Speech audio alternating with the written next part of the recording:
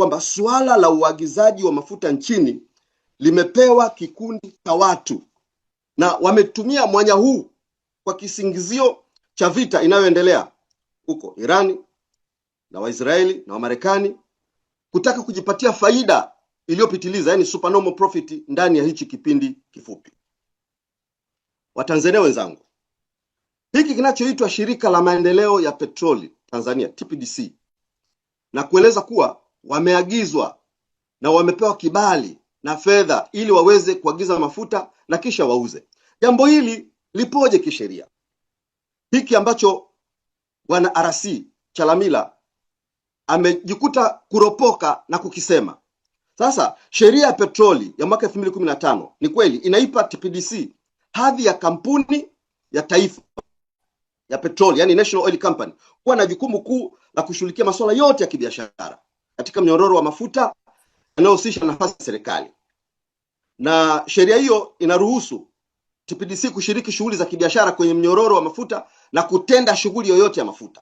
Sasa tatizo linakuja kwenye zabuni ya uagizaji. Bwana RC anasema hivi kwa maneno yake, ninayakoti maneno yake: Rais ameagiza TPDC iagize mafuta na kisha iuze hapa nchini. Sasa hapa ndipo penye ukakasi. Ndio maana tulisema kuwa jambo hili lina harufu ya viashiria vya ufisadi.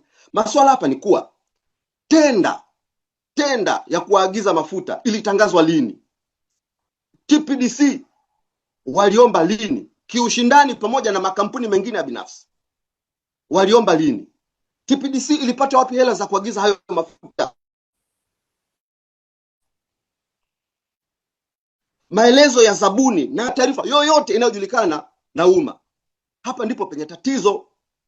Haya, ingawa TPDC sasa imepewa jukumu rasmi la kutekeleza hilo agizo, kazi ya uagizaji mafuta kawaida kwa njia ya tenda huwa inafanywa na makampuni ya binafsi chini ya mfumo wa uagizaji wa msingi kwa pamoja, yani ile bulk procurement.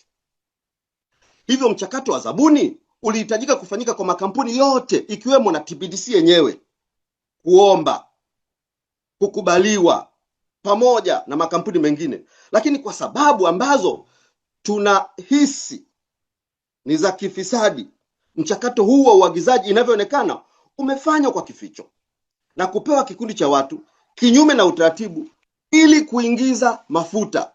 Hili jambo haliko wazi. Sasa kwa sababu haliko wazi, linatengeneza ombwe ya kila hisia iliyo mbaya yenye mashaka kuingia katika ombwe hilo. TPDC, nani aliyewapa tenda?